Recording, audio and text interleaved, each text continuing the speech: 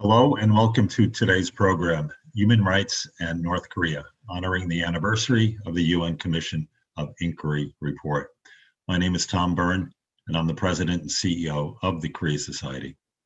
In 2013, the United Nations Human Rights Council established the Commission of Inquiry on Human Rights in the Democratic People's Republic of Korea. The report found systematic, widespread, and gross human rights violations. Today, we will be looking at human rights from multiple angles. The latest report of the UN's Special Rapporteur recommended that the human rights issues be integrated into denuclearization negotiations. Today's speakers are preeminent experts in the field. We are very pleased and honored to host this important program. Victor Cha is a senior advisor and the inaugural holder of the Korea Chair for the Center for Strategic and International Studies. It's a professor of government in the School of Foreign Service at Georgetown University. And he has served as director for Asian Affairs at the National Security Council between 2004 and 2007. Greg Scarlatoiu is the executive director of the Committee for Human Rights in North Korea, also known as HRNK, in Washington, D.C. Greg has coordinated 28 HRNK publications addressing North Korea's human rights situation. He is a visiting professor at the Hankuk University of Foreign Studies in Seoul, as well as an instructor and coordinator of the Korean Peninsula and Japan class at the U.S. State Department's Foreign Service Institute. The Korea Society team is grateful to the Korea Foundation and our corporate funders whose ongoing support helps make programs like this possible. Our two speakers join the Korea Society Senior Director, Stephen Noerper, for today's discussion. We will welcome your questions, so please send those now and throughout the program, policy@koreasociety.org. Before I turn the screen over to Stephen, one message just came in. Dr. Cha may be late today, so he might join us as the program is in progress. Stephen, over to you. Thank you, Tom. Tom Byrne, President of the Korea Society, and thank you all for joining. We're delighted to have you here. Human rights has been an issue that we have covered consistently over the decade at the Korea Society, and this session is our 20-something on it, and we're delighted and grateful to those of you who joined us for Sandra Fahy on the release of her book, Dying for Rights, Putting North Korea's Human Rights Abuses on the Record last June, alongside Professor Sung-Yoon Lee of the Fletcher School of Law and Diplomacy. And we have managed, since the 2014 release of the report by the United Nations Commission of Inquiry, to mark every February that report, which was so fundamentally important. And I'll leave some of that description to my good friend Greg here. But thank you for your continued concern, for your compassion, and your interest in North Korean human rights. We're also at an interesting point in that the Biden administration will be considering human rights in both its immediate context in North Korea, as well as certainly what we have seen this week in Myanmar and elsewhere. And we'll be asking questions about where it should lean to both Greg and hopefully Victor, as well as things like the naming of a special envoy on human rights as we once had. But first, I'd like to turn to Greg Scarlatoiu and say, welcome. Thank you, Greg. It's always great to have you at the Korea Society. And I'm wondering if we could open with some of your thoughts on where we are these 7 years past the report release. The number of accounts that have been written by defectors that you can find on every bookshop shelf with important academic works like that of Sandra Fahy on Columbia University Press, Dying for Rights. Where do you think we are relative to what happened then and relative to where we should be on the focus on North Korean human rights? Well, Steve, thank you. And let me begin with thanking you, Tom, Jonathan, and the Korea Society for the very important role you play, the critical role you play in promoting US-ROK relations. And I would also like to thank you for the interest you have been paying to this particular issue of DPRK human rights for many years now. I think we have to remember that 7 years later, the report was released in February 2014. The UN COI report was a landmark in the history of the North Korean human rights movement. There were 3 terrific commissioners, 3 terrific judges, Justice Michael Kirby, the Chief Commissioner, Australia, Marzuki Darusman, who at the time, of course, was UN Special Rapporteur on the situation of human rights in North Korea, and Sonia Bezerko, great and very well-known Serbian human rights activist. We also have to remember that the UN COI determined that crimes against humanity were being committed in the DPRK pursuant to policies established at the highest level of the state. What we know based on our research and investigation, regrettably, is that crimes against humanity continue to be committed to this day, February 2021. We continue to be painfully aware of the need to seek accountability mechanisms. We continue to be painfully aware of the importance of continuing to document crimes against humanity and other human rights violations in North Korea. Our organization, the Committee for Human Rights in North Korea, HRNK, Tom was very kind to describe our work and mission. Our organization was established 20 years ago with a mission to investigate and report on North Korean human rights violations. We have been employing a methodology that combines satellite imagery analysis. We were the pioneer organization in this field, beginning with David Hawk's Hidden Gulag report in 2003. We combined this with escapee testimony.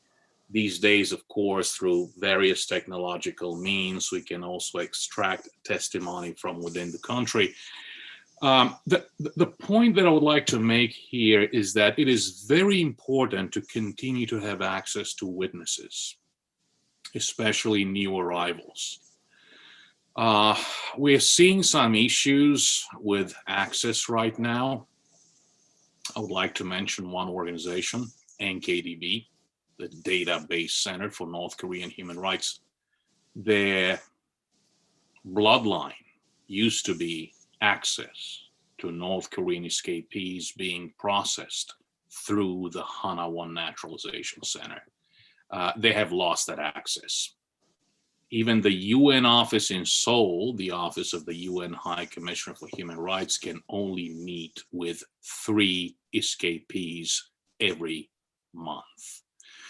We all have to remember that the UN COI was not the end of the investigation. That was just the beginning of the investigation. As Justice Kirby and the other commissioners pointed out, this was a preliminary investigation. It is an absolutely terrific report, such a great stepping stone, such a landmark. And we also have to remember that it's not Holy Scripture. And Michael Kirby, Sonia, and Marzuki would agree with this. It's also been 7 years since the UN COI report. While this is a true guiding light for the human rights movement, the DPRK human rights movement, many violations identified by the COI need further investigation. There are new trends identified by HRNK and other organizations. There may have been even improvement in some areas. Remember, one of the recommendations of the UN Commission of Inquiry was for the DPRK, for North Korea, to join the Convention on the Rights of Persons with Disabilities. They did that post UN COI. the Special Rapporteur on the Rights of People with Disabilities, Mrs. Aguilar, visited North Korea. Of course, she didn't have great things to say about the visit. She was fully aware that this was a tightly controlled visit and tightly controlled access.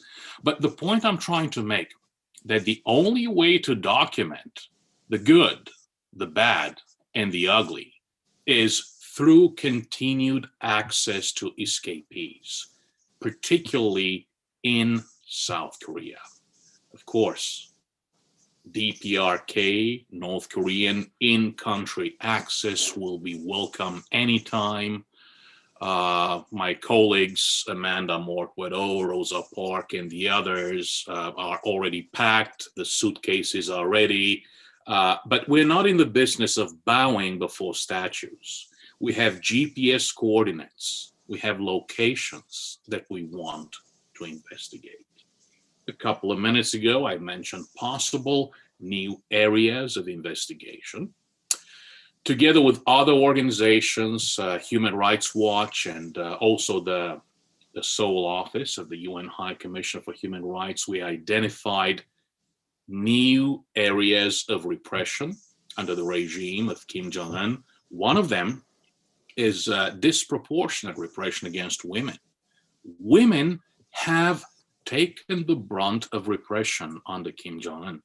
We have to remember that during and after the days of the Great Famine of the 1990s, the Konan Hengun, it was women who assumed primary responsibility for the survival of their families. It is women who leave the country without regime approval. They subsequently get arrested, forcibly repatriated to North Korea, in particular from China, in direct violation of China's responsibilities under the 1951 UN Convention concerning the status of refugees and the additional protocol of 1967. It is women who in particular are market agents. It is them who get arrested and subsequently imprisoned for alleged wrongdoing at the markets. Of course, we have also identified a transformation of North Korea's detention system. For example, political prison camps, camp number 22, close to the border with China. Such facilities have been shut down because that was bad PR for the North Korean regime. Too close to China, Chinese businesses in the area, Chinese tourists roaming the area. The prisoners were relocated to inland facilities. Many of them, thousands of them, perished in the process. We're still exactly not sure what happened to them. Of course, we have also witnessed a great purge that has been ongoing in North Korea. Hundreds of senior government officials have been purged, killed together with associates, family members, many of them executed by ZPU-4 anti-aircraft system, a very cruel way of turning human bodies into pink mist. So again, these are all issues that need further research, further investigation. The role of the UN office, the Office of the High Commissioner for Human Rights in Seoul, will continue to be very important. The role of civil society organizations such as ourselves, the Committee for Human Rights in North Korea, will continue to be very important. Thank you for giving us a voice today. Internationally, we used to have a coalition of like-minded governments. The United States, the European Union, the Republic of Korea, Japan, others, Australia, New Zealand, of course. We used to hold the higher ground. We have seen a little bit of a withdrawal over the past few years. And the unfortunate reflection of that is that we were unable to place the issue of North Korean human rights on the agenda of the UN Security Council. Several years in a row, we succeeded in doing that in 2014, 15, 16, 17 as well, but not in 2018, 19, or 20. So we need to retake the high ground that we once used to hold. Hopefully, with a Biden administration in place, this is an administration that emphasizes value-based alliances. And of course, human rights is a core value that we share with our friends and partners. This is an administration that also emphasizes multilateralism. So I think that it's early in the process. Probably North Korean human rights is not the highest priority right now, but we do have reasons to be optimistic. Well, Greg, it's interesting. You talk about those prioritizations, and it's been a very tough week and tough few months on human rights and democracy. Clearly, we've seen the events this week in Myanmar, which have elicited so much international concern and look like a real rollback from progress that was made. We see the sentencing of Alexei Navalny in Russia and the suppression of the protests by Russian authorities, and those look like they will only increase in size and perhaps in the response and the conflict around that. We have seen setbacks elsewhere. And so, as you look at Xinjiang, as you look at things like the North Korea issue, how do you think we best situate these in terms of the crisis on human rights? And how do we do it in a way that doesn't challenge the concerns, certainly of this blue house, that it gets in the way of inter-Korean relations dialogue and progress, or that it gets in the way of discussion on denuclearization and concerns about North Korea's missile and nuclear developments? So how does one establish priority? How does one establish balance, mindful of those other concerns by those who want to see North Korea dialoguing on multiple issues? Well, Steve, first and foremost, I think we need to restore the vitality of the coalition of the like-minded at the United Nations. Again, the United States, the European Union, Japan, the Republic of Korea, others, for a variety of reasons, especially within the context of summit diplomacy with the DPRK. Human rights was again sacrificed on the altar of political, security, military issues, nukes, missiles, again, very important issues.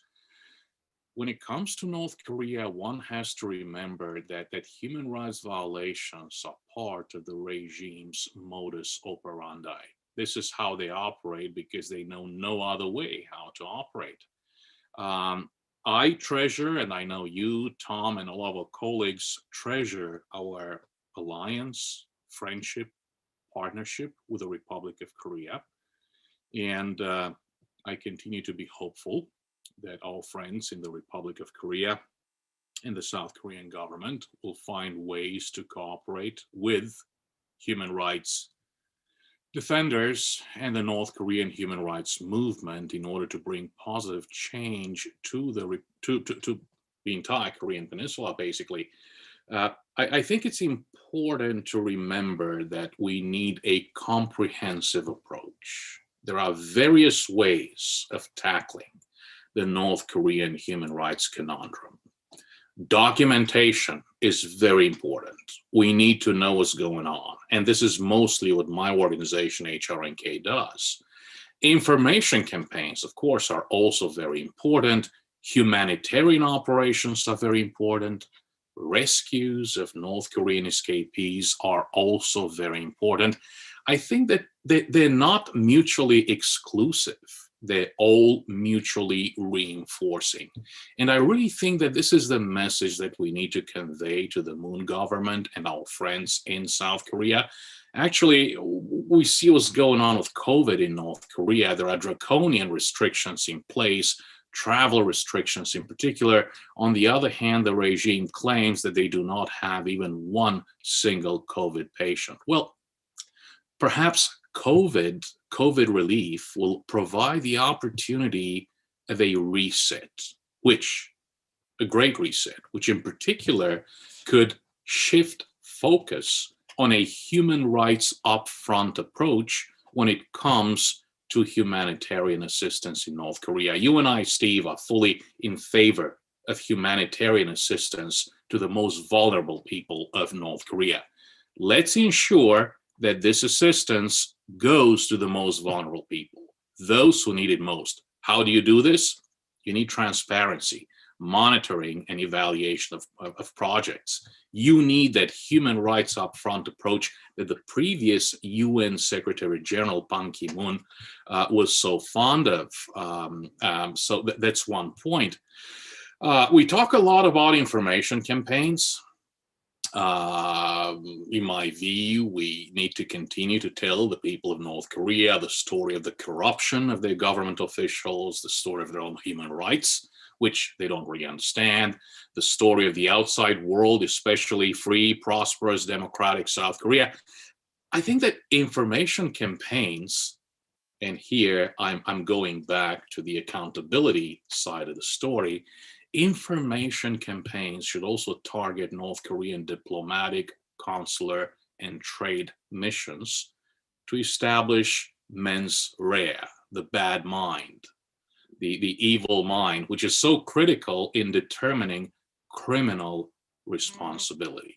You cannot claim that you did not know, you did not understand, it was chain of command. So I think that us, civil society organizations, can do a much better job in establishing that mens rea through information campaigns. They're very important. One final point that I'm going to make in response to your excellent question pertains to accountability. And of course, the UN COI report found that crimes against humanity were being committed in North Korea, recommended referral by the UN Security Council to the International Criminal Court because the DPRK is not a member to the Rome Statute. So there's the ICC avenue, there are special tribunals, there are domestic tribunals. On top of accountability, let us all remember that the UN COI report also provides a blueprint for reform, transformation, and openness in North Korea, in the DPRK. And I think that's also a very important part of the report. Greg, as it's considering the challenges in Northwest China, now in Burma, again, in terms of the destabilization of the democratic order there, and of course with North Korea. And, is the naming of a special envoy on human rights, in the offing, is it something that helps facilitate the processes for NGOs like yours? Or, do you feel that it's got its place with certain organizations and certain prioritization, but that the real world dictates that some of these pressing security issues go first? How do you feel that all settles? And I know you said they don't have to be exclusive, but it has to do, a bit with the ordering and a bit of what you feel relative to the role that once was, occupied as a special representative, and we just haven't seen that in recent years. We did not see that with the most recent administration. Steve, we haven't had a special envoy for North Korean human rights issues since January 2017, when Ambassador Robert King stepped down. I've been cracking this joke for many months now, so you've probably heard it too many times. Ambassador Robert King was a spectacular special envoy for North Korean human rights issues, joined our HRNK board. So did Ambassador Lee Jong-hun from South Korea, who used to be South Korean ambassador for North Korean human rights issues. So the joke is we have more ambassadors, more North Korean human rights ambassadors on our board than the governments of the United States and the Republic of Korea combined. I see the point that perhaps there are too many special envoys at some stage, but this is a special envoy that we really need. This is a regime that commits crimes against humanity, countless human rights violations. This has to be an ambassadorial job. This has to be a human rights focused position full-time. There is no other way to deal with this. Let me take the liberty of talking, Steve, a little bit about a letter we sent to to President Biden's transition team, and there are a lot of great American patriots within the transition team that conveyed this message. I haven't spoken about this publicly. I'm sure my board will not mind it because it's probably time to go public. We have not received a response yet. And I know that there are so many other priorities, including those human rights crises that you mentioned. Burma, for example, the first major crisis that the Biden administration has to deal with. But our intent was to convey the message to President Biden that basically the administration should retake the higher ground that our country once held on action meant to bring human rights, freedom, and justice to the people of North Korea. Your question is great. The appointment of a U.S. Special Envoy for North Korean human rights was actually our top recommendation. The second recommendation, equally important, of course, was the need to protect North Korean refugees. We need to persuade China to stop the refoulement of North Koreans back to their country. And given the very low number of former North Korean citizens who have received permission to enter the United States to obtain permanent residence since the enactment of the 2004 North Korean Human Rights Act, that number is only 229. An average 14 per year. That's a very low number. We need to do much better in terms of offering North Koreans this fantastic opportunity of having access to the American dream. So we do plead for their protection. We do hope that the Biden administration will enhance measures to grant them safe passage, protection, and a new home in the United States. Of course, a very important recommendation is the one pertaining to information. The only people who can bring positive, peaceful change to North Korea are the people of North Korea themselves. The best we, the outside world, can do is to empower them through information that is forbidden by the North Korean regime.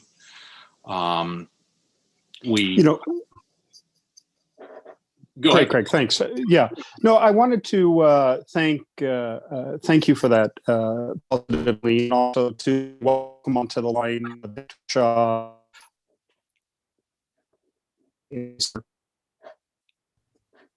Let me add a question, and I'll first turn to Victor, and Greg, you may have some thoughts as well.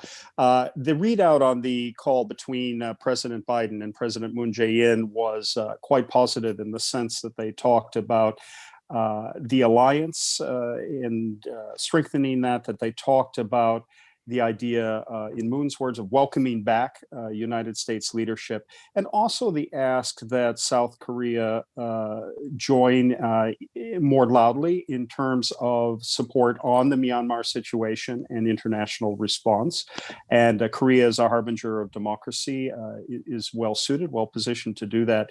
Victor, we have also been talking about the placement and the prioritization of human rights for the new administration, to include where it should sit on the agenda, North Korean human rights, as well as some of the bigger challenges now of Burma, Northwest China, and Xinjiang, Russia's crackdown on the democratic movement, and where we find and place North Korean human rights, and if that should also include a special envoy, which you've just heard Greg firmly endorse. But Victor, we'd love to know your thoughts on how you think this all comes together. So welcome, Victor. Nice to have you on. Thanks, Steve. Can you hear me? We can, please. Great. Thank you. I'm sorry I don't have my video on right now, but I'm in a car, and I don't think it would be, that might be breaking public event Zoom etiquette. Thanks, but it's a pleasure to be with you. Apologies for being late.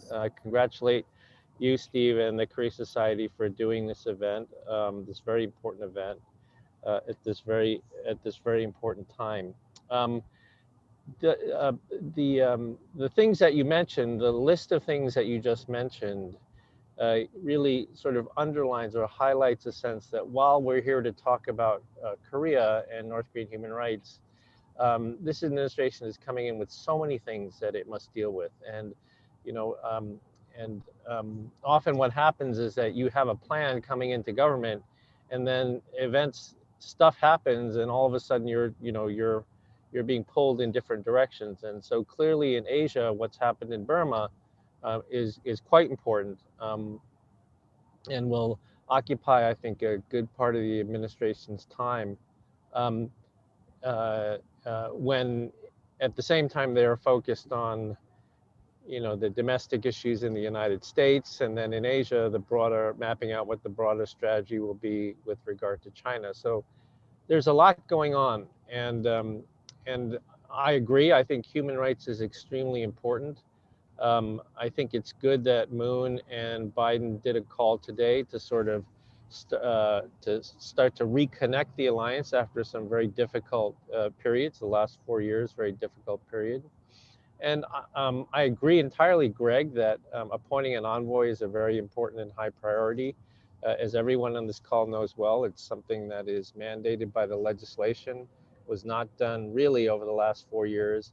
And that person is much more than just a figurehead. It's a very important person in pushing forward the president's agenda on human rights, and to operate both at the UN and other multilateral fora as the U.S. voice leading on North Korean human rights. It's not just a coincidence that the absence of a human rights envoy and the falling off of the North Korea human rights issue on the National Security Council agenda.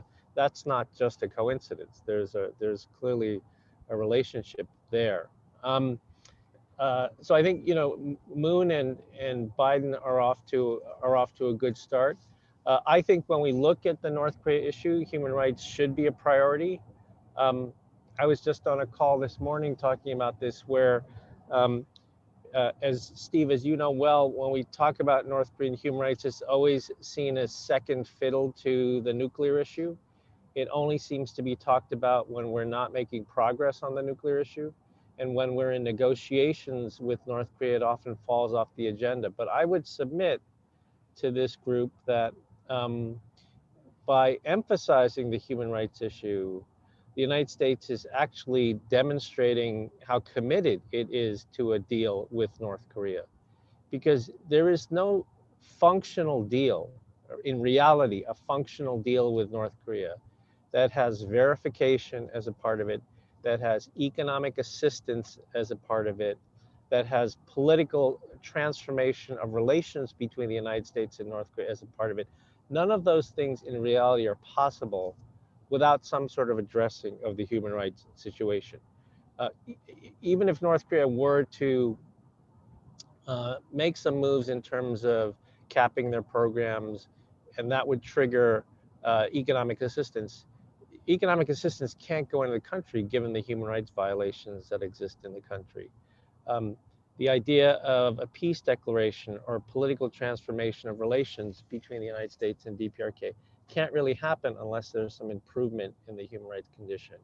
And you can't really do verification like you would do in an Iran deal or an India deal without some opening of the country. I mean, verification is premised on there being at least a semi-open or somewhat or a marginally open country, which we don't see in North Korea. So it's a little bit counterintuitive, but rather than seeing the human rights agenda as a distraction from the bigger nuclear issue, it's actually a sign of the political commitment to actually do a real deal with North Korea. And so for that reason, I think it's quite important.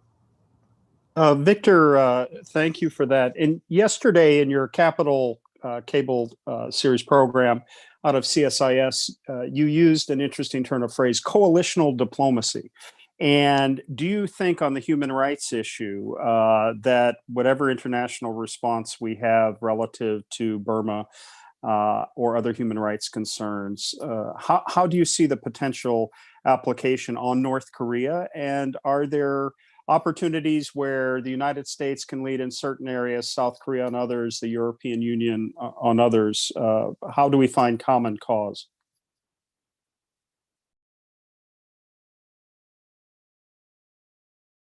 Victor, do we still have you on? Yes, Yeah. yes, I'm here. Okay. Yeah, so what I meant by coalitional diplomacy is this idea that more broadly, I think the Biden administration will reinvigorate, rejuvenate alliances. It's already made that pretty clear. But because of all the domestic issues it's going to have to deal with, it will really look to allies and partners to help row the boat. I mean, the United States will push the boat into the water. It's been on the ground for the last 4 years. They will push it into the water, but they will want allies to help row the boat in whichever direction. And so when I say coalitional diplomacy, I think on whatever issue it might be, whether it's Burma or North Korean human rights or denuclearization or 5G networks or supply chain resilience, there will be a lot of emphasis on allies pulling more. And that would seem quite appropriate given the maturation of the bilateral alliance system. So I think that there's a real opportunity to both grow the alliance framework and point it in directions involving a group of like-minded countries that produces public goods for the international system.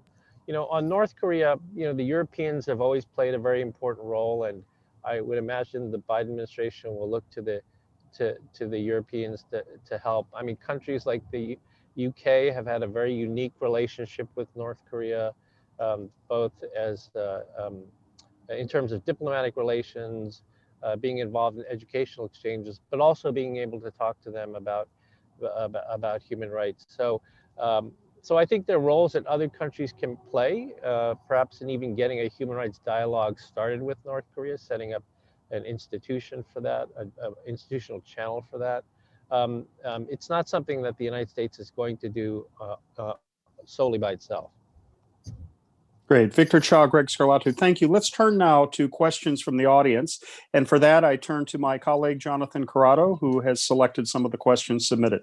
Jonathan.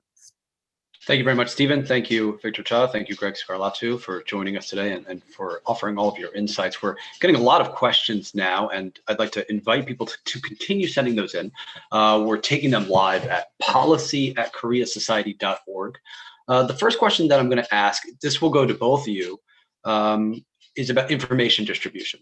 So Greg, earlier you mentioned that North Koreans themselves don't really have a strong concept for what human rights means. I remember my time when I was translating for Daily NK, there were some mentions of the word ingwan being used to apply to one's right to sell. I have a right, if anything, I have a right to make a living. So that just a burgeoning concept for the beginning of what human rights could mean for North Koreans. So then I wanted to abstract this question out a little bit. Joan Warrego from the Center for Korean Legal Studies at Columbia Law School, good friend of ours, wants to ask more broadly about information distribution strategies. Why do they matter so much? What's the relevance to the human rights question? And perhaps I'll turn to Greg first and then to Victor.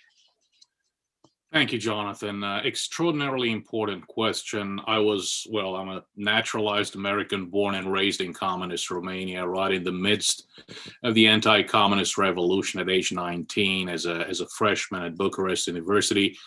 You can tell right from wrong living under these dictatorial systems, but it is impossible to understand that, for example, in the case of the DPRK, North Korea is bound by the UN Universal Declaration of Human Rights as a UN member state since 1991, by the two covenants that it has acceded to, the International Covenant on Civil and Political Rights, the International Covenant on Economic, Social, and Cultural Rights, the Women's Convention, the Children's Convention, as mentioned earlier, the International Convention on the Rights of People with Disabilities. North Korea has its own DPRK constitution that, by the way, please visit HRNK.org, an act of shameless self-promotion.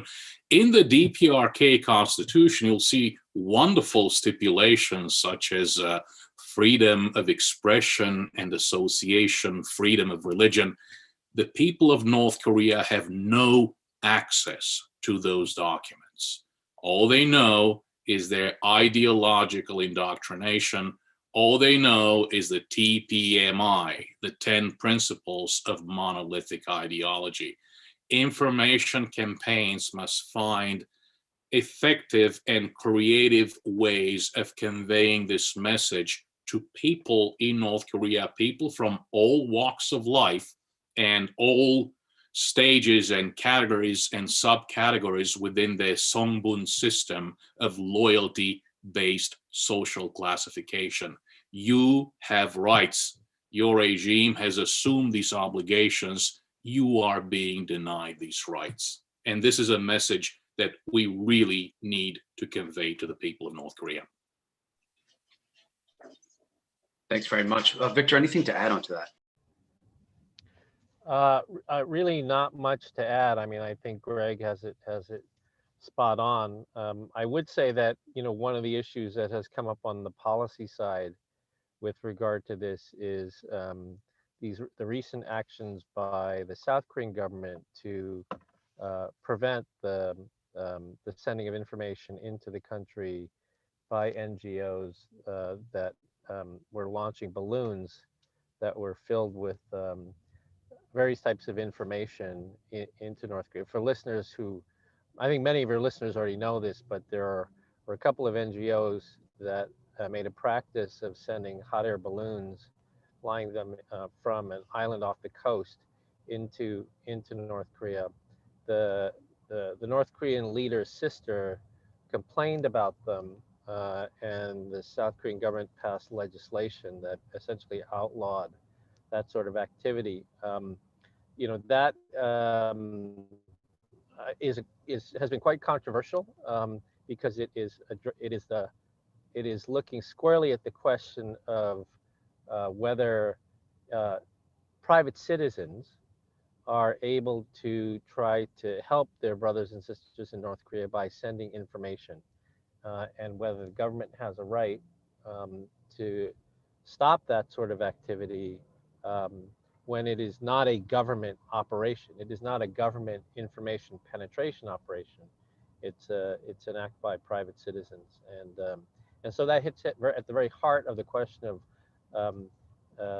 the provision of information to the country. Like you said, the other thing interesting that you said, John, in terms of Inkwon, the whole idea there is that I think that is absolutely right. I mean, that the ability, if North Koreans look at that in terms of the market and the use of the market, and they have a right to do that, that is also very much a human right. And perhaps that's a human right more and more North Korean citizens understand, that they have a right to try to improve their living through the market.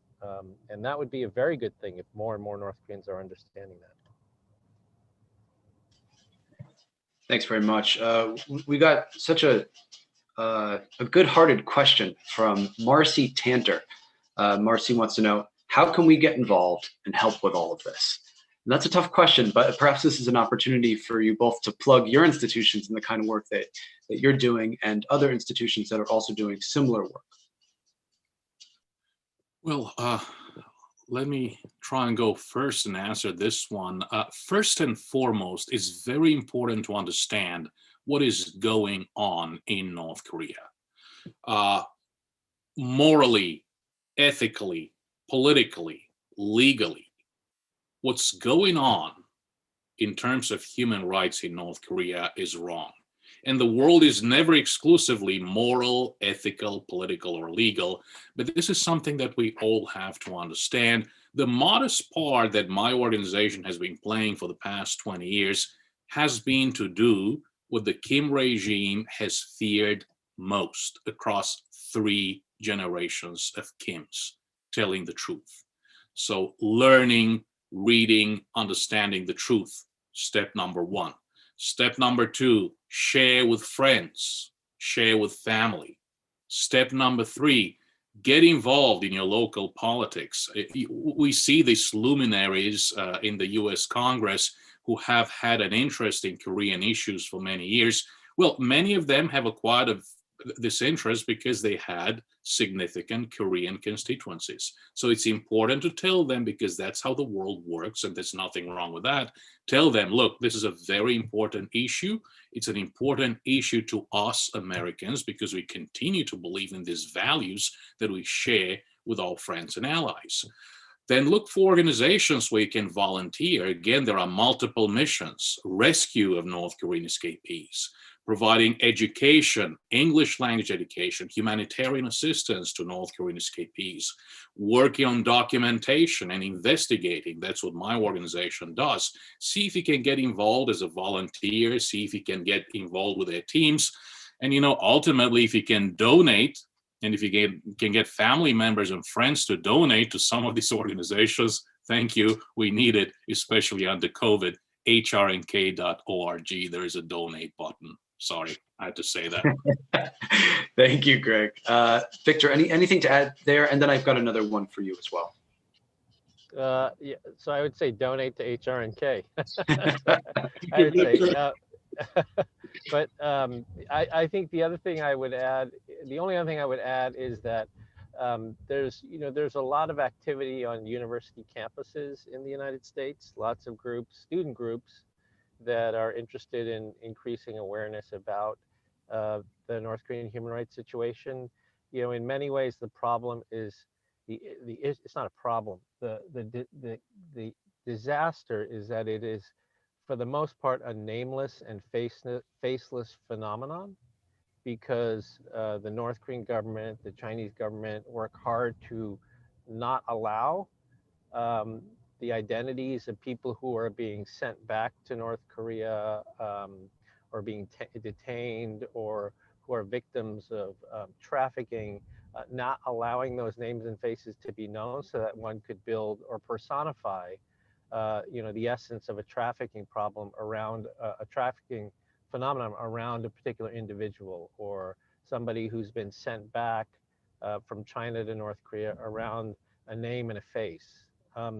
And so these organizations, whether it's HRNK or what the students are doing, are really just trying to increase awareness about the issue. And so they've been terrific. I mean, all of us have spoken to these groups, and they really are quite impassioned young students who want to try to help. So it makes me much more optimistic about the future when I see those kind of kids, those kind of folks on campus doing that.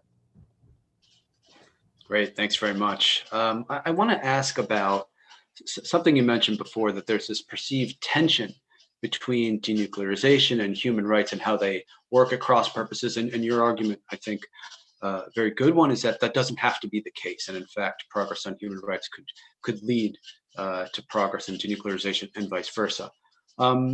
We got a question from Katie Gosner from the University of Washington, who wants to ask about humanitarian work with North Korea. And again, I think in this, with regards to humanitarian work, there's this perceived tension between progress on human rights and progress in humanitarian work in North Korea that a lot of NGOs and some countries are involved in. So I wonder if you could speak a little bit to that perceived tension, and if there might be any avenues for collaboration with the international community to help make some progress with North Korea's human rights. So I'll go first to Victor and then to Greg. So there are tensions. I mean, I would say the first thing I would say is that there is, the sanctions regime on North Korea is about as robust as it's ever been, and one of the casualties of that have been humanitarian organizations that have been unable to get into the country or to provide assistance because of the sanctions regime. In the past, there has been a so-called carve-out for humanitarian reasons. If there's a justifiable humanitarian reason or mission that could get an exception from sanctions. That carve-out was getting smaller and smaller over the last 4 years. But I don't know, but I assume that as we go forward, particularly given the potential COVID situation in the country, that humanitarian carve-out would be reinstituted. I think that would be a very good thing. The problem, the tension that you described, John, is course, related to once the humanitarian missions can get into the country, they operate according to a certain set of protocols with regard to distribution to the most needy, and verification of that distribution. And that is often where humanitarian missions have the most difficult time in North Korea, because what they would normally not tolerate in other places where they go, in some cases they're compelled to tolerate, because if they don't abide by the North Korean authorities' ways of doing things, they can't deliver the assistance. And so many of them swallow hard, and they accept the fact that they're not able to document whether it's food going into the mouths of the children or medicine going to the most needy rather than to the military. They all deal with this tension, and that's a tough one, right? I mean, that's a really tough one. I was just on a call this week with folks from who are looking at vaccine distribution and around the world. And when it comes to North Korea, they know that they will face those sorts of problems. And it's the humanitarian dilemma when it comes to North Korea, and it's not easily circumvented unless the North Korean government are willing to behave differently than they have in the past. Thanks so much. Greg, I'm going to give you an opportunity to add on to that, but I also, this will be the last question. I also wanted to give you a chance to talk about some of the recent HRNK publications, what you've written on, not only about a lot of different detention centers, but you've also covered some technological trends and the younger generation as well. Some really interesting stuff. So chance for a plug here too. Thank you, Jonathan. So again, on sanctions and humanitarian assistance, I have very little to add to what Professor Cha has just said. Of course, the sanctions do not target the people of North Korea, and we have good friends who worked on drafting those sanctions. They included humanitarian exceptions in those sanctions. The sanctions are meant, as we all know, to prevent the development and proliferation of nukes and missiles by the North Korean regime. That said, there are always side effects. Whenever my organization, HRNK, sends or receives an international bank transfer, I get phone calls from banks asking questions, and that's great. It means that the sanctions regime is working. I tell them, wait a minute, we're on the right side, on the good side. So that happens, and I see how humanitarian organizations could be affected indirectly. That said, the only way to assess the impact of sanctions on humanitarian assistance inside North Korea is through assessments, through in-country assessments. Unfortunately, the North Korean regime continues to have a big problem with transparency, with allowing those assessments to take place. As Victor pointed out, this is a very different set of circumstances under COVID. The overwhelming majority of humanitarian workers, foreign humanitarian workers, have been expelled. The overwhelming majority of foreign diplomats have had to leave the country, with just a few exceptions. Poland in the European Union and others is just local staff managing these embassies. And UN agencies, as far as I know, only have 2 international workers left in country under the pretext of COVID. This is the DPRK regime asking everybody to leave while claiming that there are no COVID cases. It continues to be a tough environment. We want a human rights upfront approach to humanitarian assistance. We talk to our colleagues in the humanitarian community a lot, and there's a lot of ground where we can collaborate and address both sets of concerns. And by the way, HRNK is fully in favor, if you look at our website, of humanitarian assistance that reaches the most vulnerable, those who need it the most. Thank you for the question about reports, Jonathan. We have continued to produce reports on vulnerable groups, women and children, on North Korean regime dynamics and its impact on the policy of human rights denial, also on North Korea's detention facilities via witness testimony and satellite imagery as well. And yes, we had this really relevant report, a really good report authored by Martin Williams on North Korea's information counteroffensive. We talk a lot about sending information into North Korea. We talk less about what the regime is doing to counter that information offensive coming from the outside world. So Martin Williams looked at judicial and extrajudicial means employed to punish those who mean to access information from the outside world, technology employed in this information counteroffensive, and also new content employed by the North Korean regime in this counteroffensive. In the coming months, we will continue to look at detention facilities, publish on detention facilities, also information regime dynamics, vulnerable groups as well. So this is really our role. Things are a little bit more difficult under COVID with all these international travel restrictions, but we're hanging in there, holding the fort, and still doing our work with the help of great friends such as yourselves. Well, thank you very much, Jonathan. Thank you for facilitating those questions. And to Greg and to Victor, thank you for taking the time today.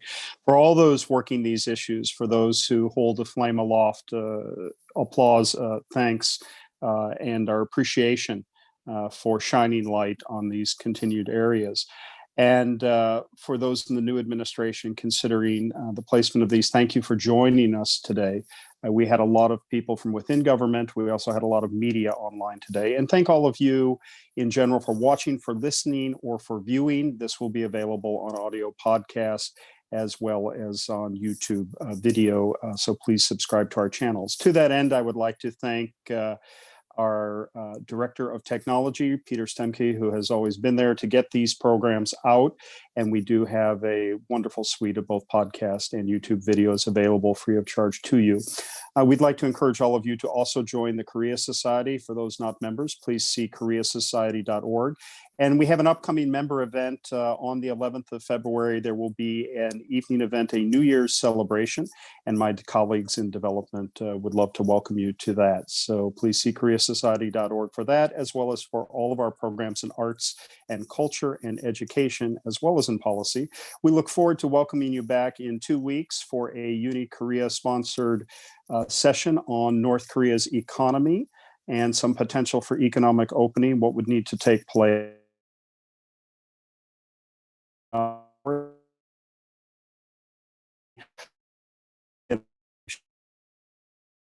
Are at the time relative to North-South relations.